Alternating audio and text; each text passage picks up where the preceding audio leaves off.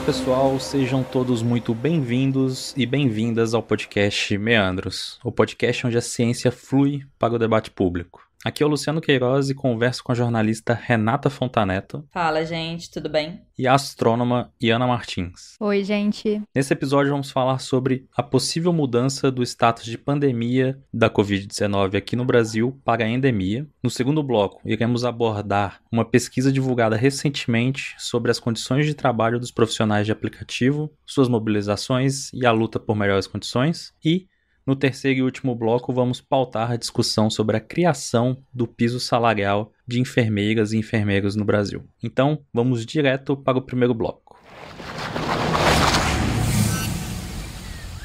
Então, começando esse primeiro bloco, está acontecendo a discussão, principalmente puxada pelo ministro da Saúde, Marcelo Queiroga, sobre a mudança do status da pandemia de Covid para endemia. Rê, nos dê um panorama geral disso e, antes de mais nada, acho que é importante a gente também conceituar o que é uma endemia, né? A gente ficou bem acostumado com pandemia, mas endemia talvez seja uma palavra nova. Gente, então bora lá, né? Quando a Organização Mundial da Saúde decretou o estado de pandemia, né, em março de 2020, a gente precisa parar, né, para pensar o que isso significava. Pandemia é quando a doença alcança uma escala global e ela está presente no mundo todo. Endemia é quando a gente tem doenças recorrentes numa determinada região do planeta, às vezes ocorrem numa determinada estação, tipo a dengue, no verão aqui no Brasil, e as pessoas convivem com a doença. Na endemia, os serviços de saúde sabem exatamente qual será a dinâmica de uma determinada enfermidade. E essa transição de pandemia para endemia é um debate delicado e ele já vem ocorrendo, né, já vem sendo levantado há alguns meses. No dia 23 de fevereiro, o infectologista Júlio Croda, uma das vozes que a gente tem aqui no Brasil, né, mais informantes sobre a pandemia e também mais influentes, ele foi entrevistado pelo jornal o Globo e a matéria repercutiu bastante, né? Nessa matéria, ele falou uma frase, né, que ficou muito marcada. Ele disse o seguinte: "Eu diria que estamos caminhando para o fim da pandemia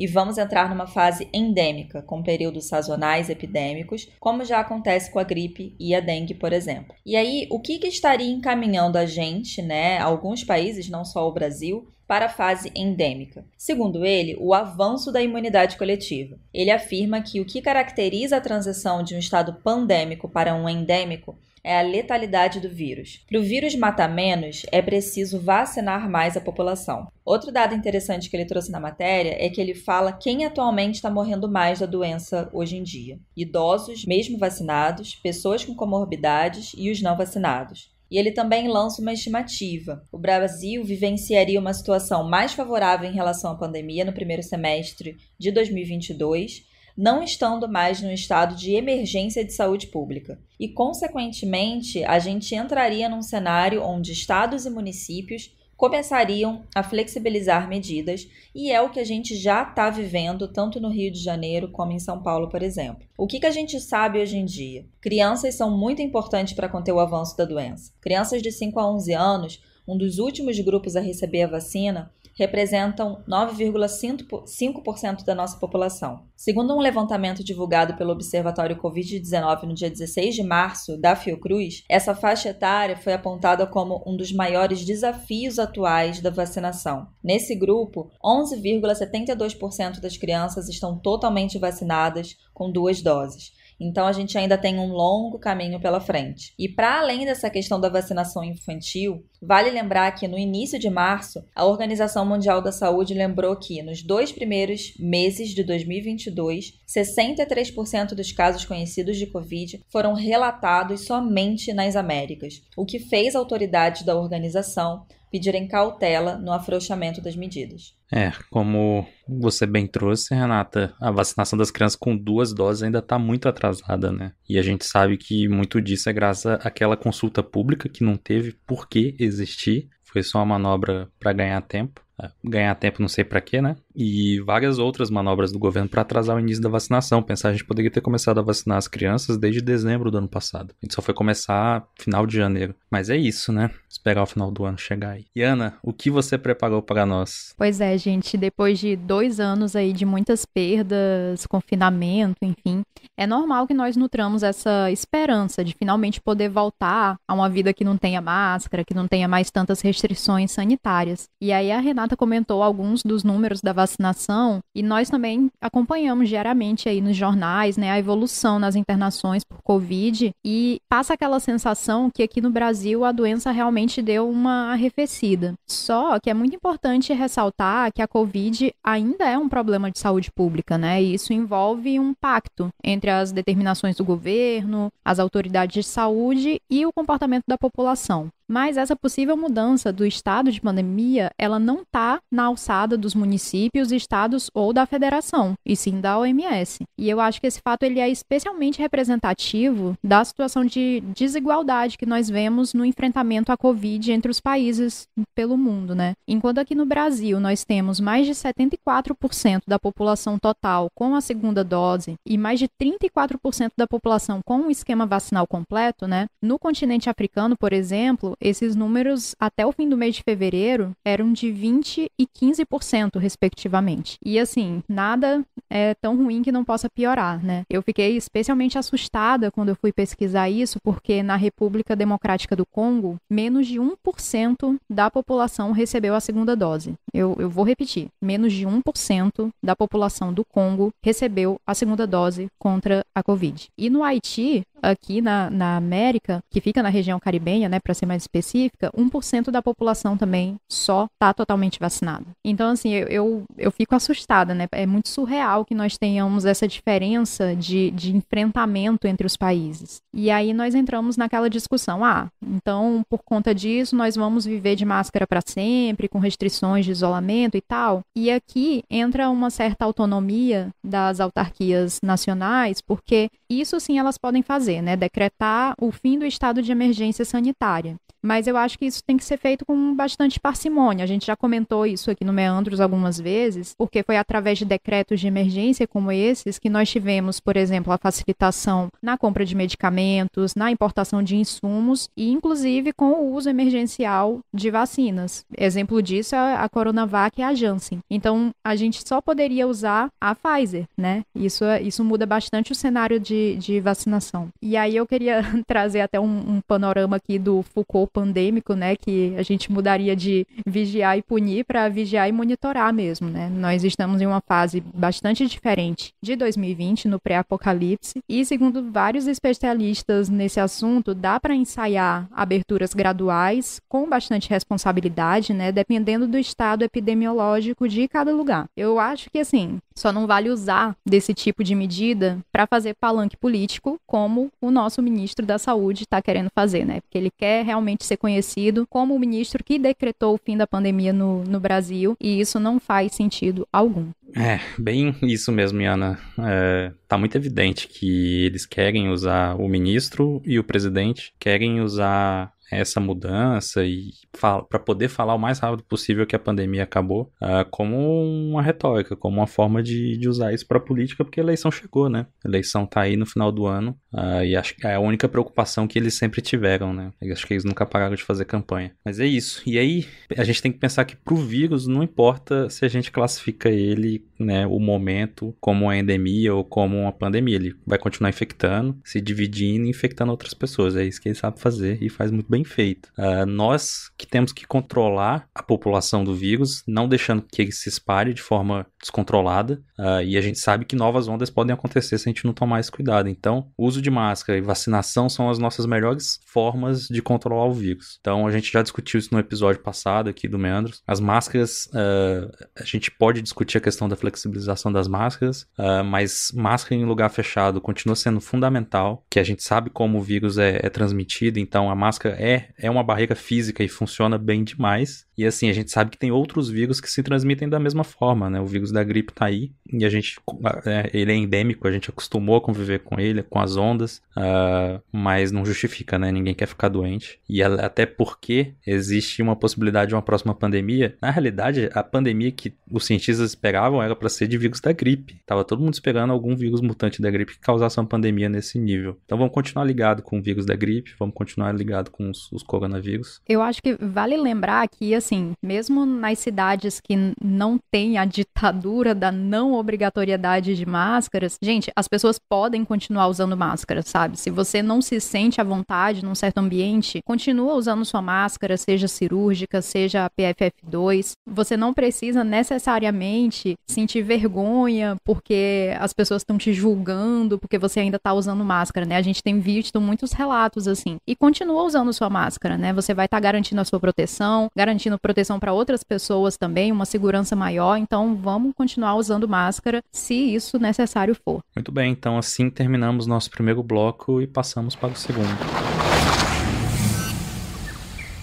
Neste segundo bloco, vamos abordar dados recentemente divulgados sobre as condições de trabalho dos profissionais de aplicativo, suas mobilizações e a luta por melhores condições de trabalho. E Ana, nos explica um pouco mais desses resultados que saíram recentes e os impactos dele. Pois é, gente, assim, se vocês aí, como eu, aderiram ao uso de aplicativos para transporte, para entrega de produtos, provavelmente lá no início da operação desse tipo de serviço aqui no Brasil, vocês acharam também que era uma boa iniciativa para quem procurava um emprego, assim, com horários mais flexíveis, né, com uma maior independência e que até pudesse ser usado como um complemento na renda principal. Mas o que a gente vem observando nos últimos anos é que o grupo de trabalhadores e trabalhadoras de aplicativos, eles vivem em condições cada vez mais difíceis, né? Seja pela ausência de um vínculo empregatício com as empresas, seja pela alta dos preços dos combustíveis, né, que tem sido cada vez mais impactante, ou mesmo pelas condições de trabalho ao qual essas pessoas estão submetidas, né? Teve a insegurança sanitária imensa que essas pessoas enfrentaram por conta da Covid, né? Muitas vezes sem ter um uso adequado de EPI, seja por também condições mais extremas ainda. Por exemplo, aqui no Rio é super comum a gente ver entregadores de aplicativo andando de bicicleta, né? E com bicicletas que muitas vezes não são dessas pessoas, né? E Ana, acho que vale a pena a gente deixar claro, né, que são muitos aplicativos que se popularizaram,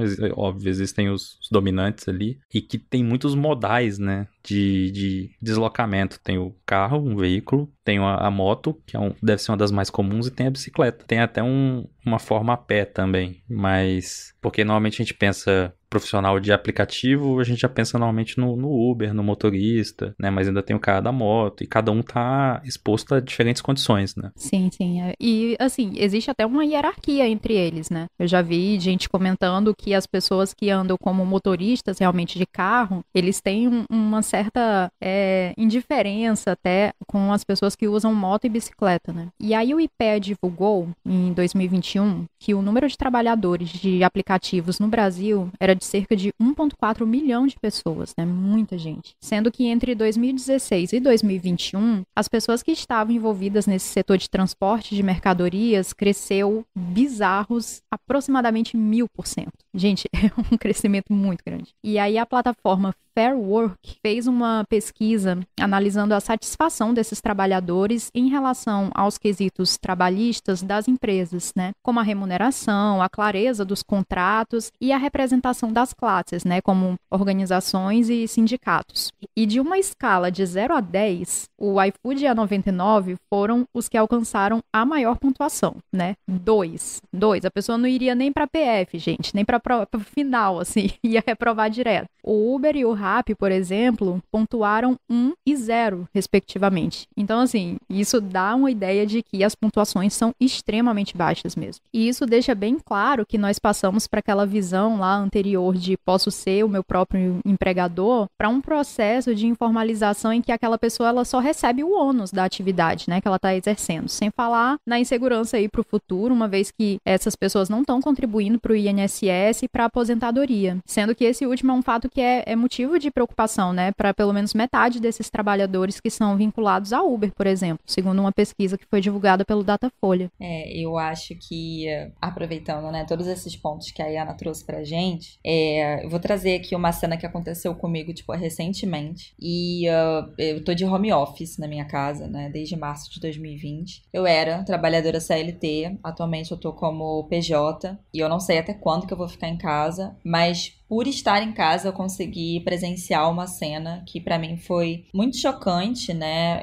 Na verdade, pela força da mobilização, que foi do meu prédio, eu vi uma passeata gigantesca de bicicletas e motos de iFood, Uber Eats e Rappi, né? Dava pra reconhecer pela mochilinha dos entregadores. E eles passaram na rua, né? E eram muitas pessoas. Foi um buzinaço muito grande na rua aqui onde eu moro. E o que eu fico muito pensando talvez também na quantidade de jovens trabalhadores, nos homens que estão dentro desse atual processo de trabalho. A gente sabe que existem muitos jovens que recorrem a esse tipo de trabalho para conseguir o próprio sustento, para conseguir ajudar a família, enfim, para tentar compor a renda ali de alguma forma, e são pessoas que não sabem o que são direitos trabalhistas, né? Não sabem o que é um governo investindo de forma decente na coletividade, nos direitos trabalhistas de um grupo, né? De uma classe trabalhadora. E a Yana trouxe essa questão da perda desses direitos, né? Dos impactos desse tipo de trabalho,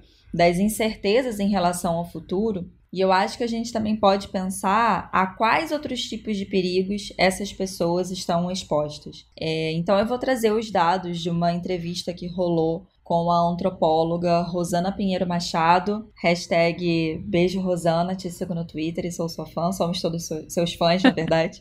Todos. E saiu uma entrevista com a Rosana na Folha de São Paulo, né, no dia 21 de março, em que ela fala justamente sobre a plataformização do trabalho e como isso pode aproximar as pessoas que vivem essa realidade de uma lógica extremamente individualista, neoliberal e de posicionamentos políticos de direita. A questão de uma lógica individualista, eu acho que por si só a gente pode questionar, porque quando a gente foca muito no individual, a gente perde a capacidade de olhar para o outro e perceber quais são as dificuldades e quais são os problemas que esse outro passa, né?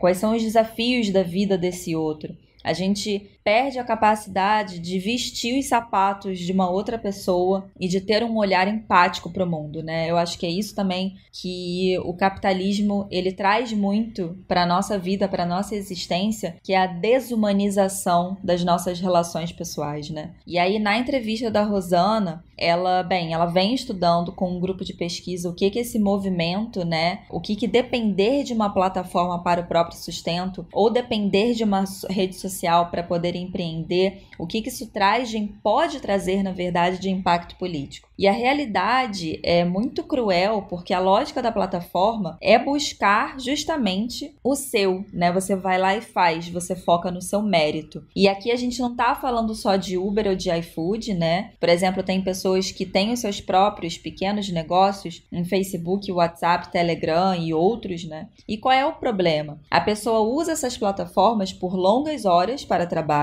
e ela também está se expondo a um caldeirão cultural e político porque ela está interagindo com outros atores. Quais tipos de atores? Grupos, influencers, perfis que apostam nos sucessos dos investimentos e da jornada individual para construir um sonho, um projeto de vida. Tem pessoas, né, que são de grupos políticos que estão muito presentes nessas plataformas. E a Rosana, ela traz essa preocupação que, no futuro, a gente ainda não sabe qual é o impacto que isso pode trazer para uma democracia global. Algo que a gente nem sonha como isso pode ser construído. E como isso já está moldando formando a mente dessas pessoas que estão expostas a isso. E a gente sabe muito bem que a extrema-direita, ela utiliza e sabe utilizar estratégias de redes sociais, ela está presente, muito presente nessas redes sociais. E para mim, eu acho que é o puro suco de neoliberalismo e realmente a gente precisa pesquisar, entender o que está acontecendo para conseguir lutar contra isso, né? Essa questão da individualização, né, a gente está cada vez mais individual, né, tem uma relação muito grande, também muito do que a gente já vinha de sociedade, até um pouco num passado recente, mas muito influenciado pelo avanço das big techs, né, da Facebook, Twitter, né, que a gente conhece principalmente como as redes sociais, fizeram com que a gente olhasse ainda mais para dentro de nós mesmos, né.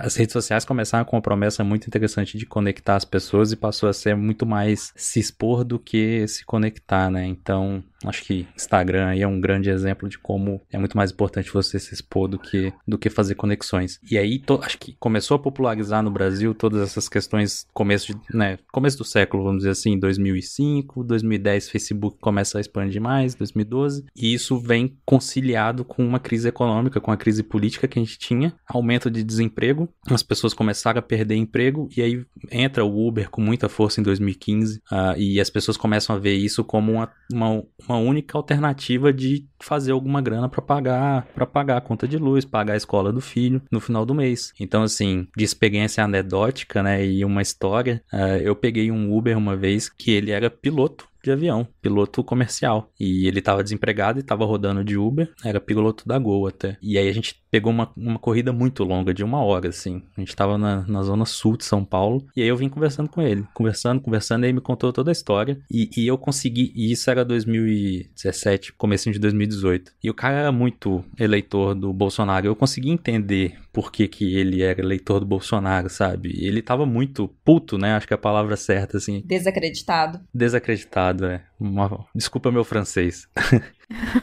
O lance da gente sentir empatia e se colocar no lugar, por mais que a gente discorde da pessoa, é tentar entender, o cara era piloto e agora ele não consegue emprego nenhum e ele tá rodando de Uber aqui pra fazer alguma grana. Então, essas pessoas, quando elas se veem sozinhas e tendo que se virar e veem ali uma oportunidade, e aí o aplicativo, eu não sei como é que é, mas eu acredito que tem lá as metas, né? E tem muito desse negócio de gamificar. Vamos lá, alcance sua meta, faça mais 5 corridas para ganhar um bônus. Tem muito essa questão, assim. Então, tem muita coisa pra gente discutir sobre esse assunto. Eu gosto bastante, tenho interesse particular em relação a isso, mas eu acho que só pra gente concluir esse bloco que já tá ficando um pouquinho grande, Renata. Na verdade, só deixar o convite para as pessoas, acho que é importante ler a entrevista que a gente mencionou aqui, né? A gente vai deixar também os links na descrição do episódio, porque a Rosana fala justamente isso que você tá trazendo, Lu, a completa perda da esperança, né? A ponto de a pessoa achar, né, que ela não precisa mais se preocupar com o que está em volta, ela vai focar no dela, né? E a despolitização, esse processo também de perda de esperança na estrutura, né, no que está à nossa volta, ali na sociedade, passa também por uma despolitização. Perfeito, Rê. Então assim a gente termina nosso segundo bloco e vamos para o terceiro e último. E nesse terceiro e último bloco vamos abordar um tema muito pouco tratado na grande mídia, que é o projeto de lei para o piso salarial da enfermagem, uma das categorias que eu diria mais importantes desse país, já era antes e com a pandemia isso ficou ainda mais evidente. Então, nas últimas semanas vem acontecendo um movimento aí de bastante pressão por parte da comunidade da enfermagem a respeito do projeto de lei 2564/2020, né? Esse PL, ele é de autoria do Fabiano Contarato, posso dizer que é meu político de estimação, e propõe valores para o piso salarial dos profissionais de enfermagem aqui no Brasil, né?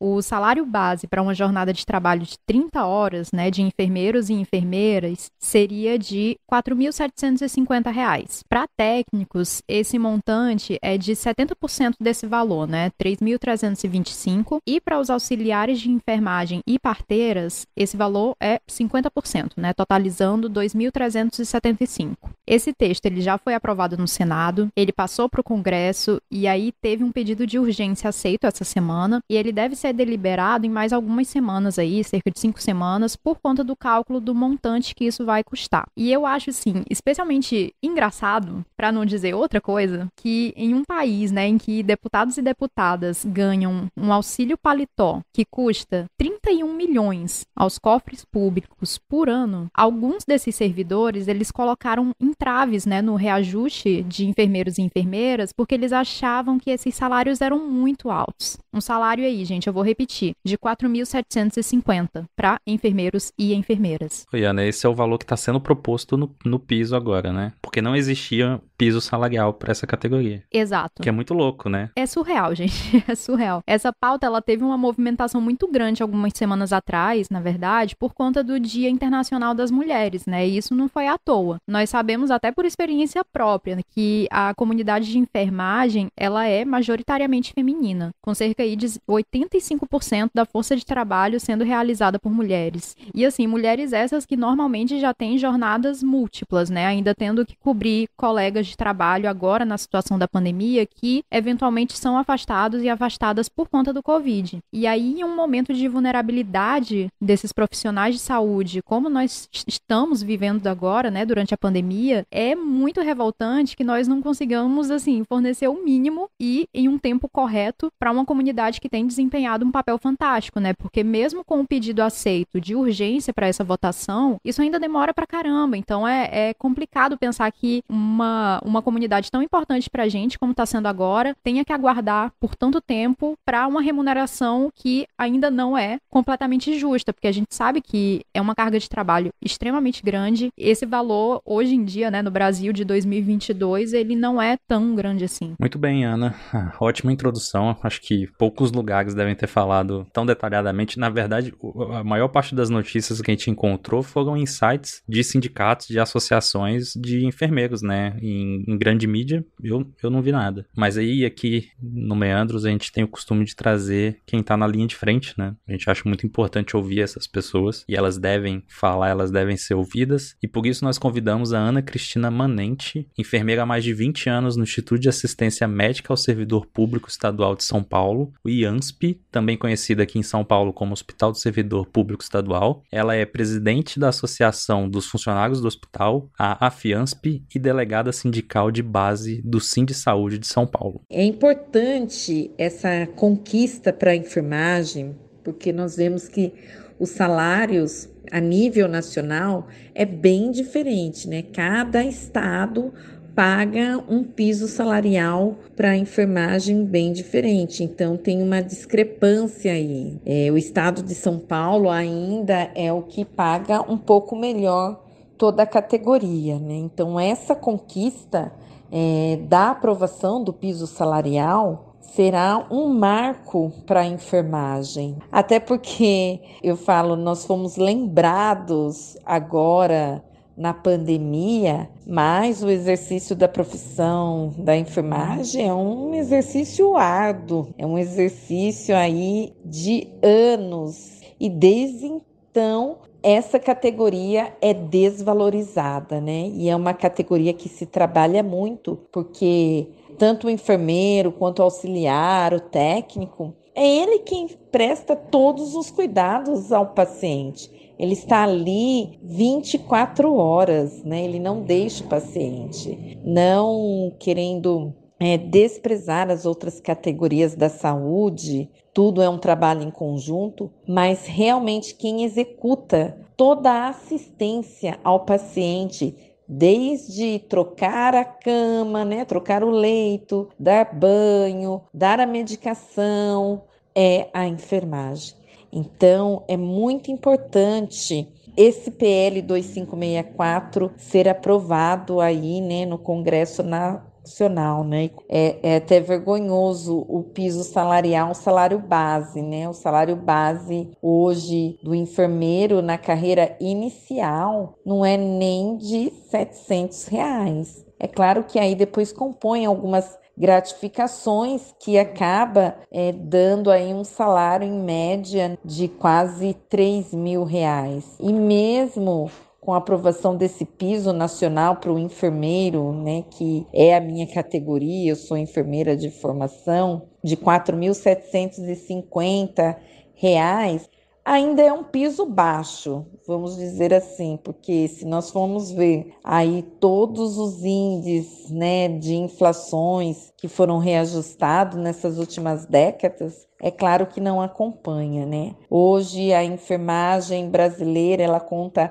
com mais de 2.600.000 trabalhadores de enfermagem, e a nossa regulamentação do exercício, ela se deu no ano de 1986, então temos aí um grande déficit na questão salarial da enfermagem, né? Então nós contamos, né, com os deputados, os senadores, para que eles possam aprovar esse piso salarial. E ficou evidente agora na pandemia, que foi uma guerra contra o coronavírus, o trabalho, o esforço árduo de toda a categoria da enfermagem. Nós perdemos mais de 800 profissionais da enfermagem que morreram, e fora os que ficaram com sequelas porque também contraíram o coronavírus. Então vamos aí fazer um grande movimento para que esse piso realmente seja aprovado e que possamos deixar essas diferenças de lado e valorizar a enfermagem brasileira. Excelente áudio, e eu já venho dizendo que eu tenho a honra de saber, né, o que é de perto o trabalho de uma enfermeira. Uma das minhas melhores amigas ela inclusive, recentemente, ela estava ativamente ajudando vítimas de Petrópolis na tragédia das chuvas, e ela sempre me trouxe essa visão de jornadas exaustivas, com pouquíssimo reconhecimento profissional e financeiro, e muitas vezes é o profissional que não sai de perto do leito do paciente, como a Ana Cristina contou pra gente agora. Inclusive, tem muita equipe médica que olha torto e lança um olhar de hierarquia para profissionais que ganham menos dentro desses serviços de saúde. A valorização dos enfermeiros, técnicos e auxiliares não é nem urgente. É uma vergonha, como a Iana falou, que tenha gente no poder público que acha que depois de uma pandemia que ainda dura, né, já estamos indo para o 3º ano de pandemia, tem gente que acha que essas pessoas não têm o direito de reivindicar melhores condições. E é importante a gente lançar a lente de gênero e de raça para essa questão,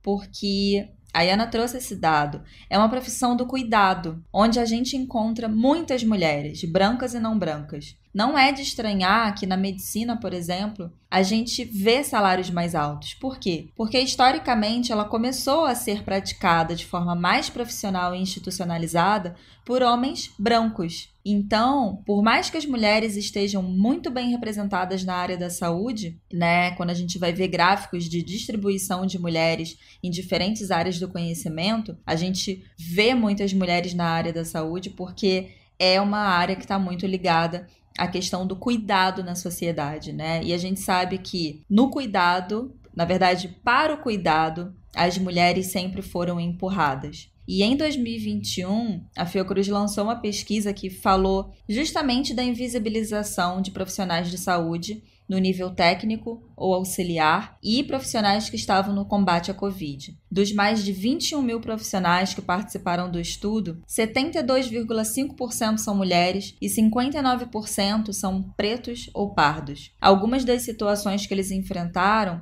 mostram o tamanho do desgaste dessas pessoas. Sentimento de medo, negligência por parte de gestores, transtornos mentais, falta de estrutura adequada para o trabalho, agressões e jornadas exaustivas. Muito bem, o áudio da Ana Cristina trouxe uma perspectiva muito interessante que a gente não tinha, e também como a Renata falou e a Ana Cristina também falou, né, é um trabalho coletivo, né, um hospital só com médico não funciona, precisa ter um enfermeiro, precisa ter o técnico, né, precisa ter todas as pessoas que estão ali envolvidas, então todo mundo tem que se ajudar, né, mas é isso, aí a gente pensa, né, que para passar a PL do veneno, que a gente comentou no primeiro episódio aqui, liberando agrotóxicos sem critério nenhum, nenhum para passar a PLX tudo para mineração em terras indígenas, que a gente ainda vai falar, pode esperar. A tramitação é muito rápida, né?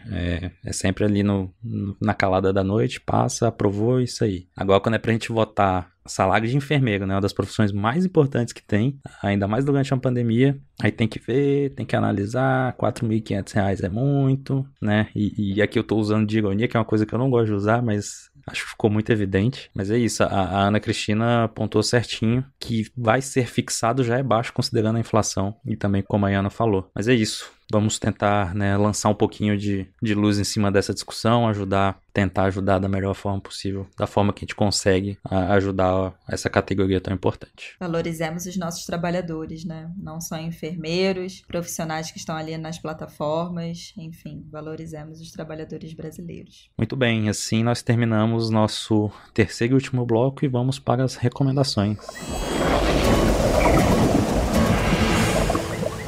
Então, começando as recomendações, Iana, a sua recomendação dessa semana pra galera curtir aí no final de semana. Então, eu vou recomendar um livro que eu li, eu acho que há uns 2, 3 anos, né? E eu achei que o timing seria muito bom, porque é justamente um livro da Rosana Pinheiro Machado, que a gente comentou ali no bloco dos trabalhadores de aplicativos. O nome do livro é Amanhã Vai Ser Maior. E eu acho que esse livro, ele é muito interessante, porque muitas vezes eu me peguei pensando esse tipo de coisa, conversando com família, com amigos. A gente sempre se depara em situações muito bizarras que acontecem no Brasil e a gente se pergunta, gente, como é que nós chegamos a esse ponto, né? A Rosana, ela desenvolve muito bem, de uma forma, assim, didática, sabe? E com exemplos de movimentos que ocorreram desde 2013 e que a gente acha que não tem nenhuma implicação futura, né? Que não vai ter nenhuma consequência ou que movimentos que parecem ser pequenos não poderão impactar na situação que a gente está hoje. Quando, na verdade, ela explica isso muito bem. Então, eu gosto muito desse livro porque ela faz essa contextualização e dá um panorama global do que a gente está vivendo agora aqui no Brasil, né? A situação social, política e econômica não parecia estar tão ruim assim. E aí, como é que a gente escalou de uma forma tão rápida para o que nós temos agora? Mas não vou falar muito mais, né? Eu quero que vocês vão aí, comprem o livro, porque ele é muito bom. É um livro, não é muito longo, então dá para ler aí em algumas poucas semanas. Muito bom. Amanhã vai ser maior. Muito bem. Rê, sua indicação. Primeiro, eu quero deixar aqui bem claro, publicamente, que eu vou pedir esse livro emprestado para a Iana, não é mesmo? Porque economia boa é economia que circula, né? Então vamos fazer circular esse conhecimento aí. Bem, a minha indicação é o livro, gente, que eu tô lendo neste exato momento, ainda não terminei. É o livro Arruaças, uma filosofia popular brasileira. São 3 autores e eu vou pedir 1000 desculpas, mas eu não lembro o nome.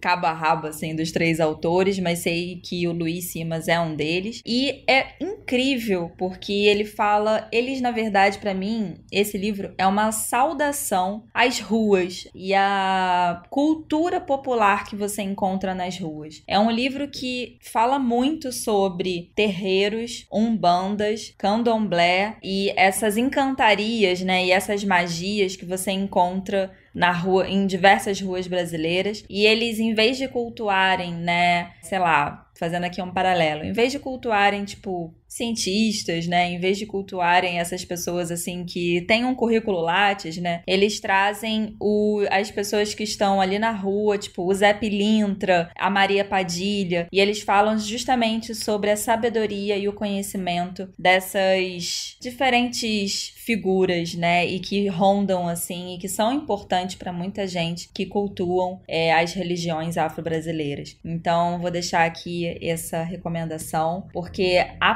prosa deles é uma delícia de ler, então é muito gostoso. Bom, eu já li o Amanhã Vai Ser Maior. O Arruaças, eu já tô aqui no jeito para comprar um e-book dele. E eu vou fazer uma recomendação mais prosaica, mais relaxante aí, final de semana, para você ficar de boa, que é o desenho brasileiro, que foi vinculado na Cartoon Networks, que é O Irmão do Jor-El, que é um desenho maravilhoso, muito bom, cheio de referências brasileiras que você aí que viveu nos anos 90 e tava ali na festa junina e comeu pastel de feira. Todas essas coisas tem ali, é muito legal, o desenho é muito bom, 10 minutos cada episódio e vale muito a pena pra dar uma distraída, pra se entreter mesmo, e não vale acelerar entretenimento, viu, gente? Se vocês falar que tá assistindo filme, série, essas coisas a 2 vezes velocidade, vai pra algum lugar muito ruim.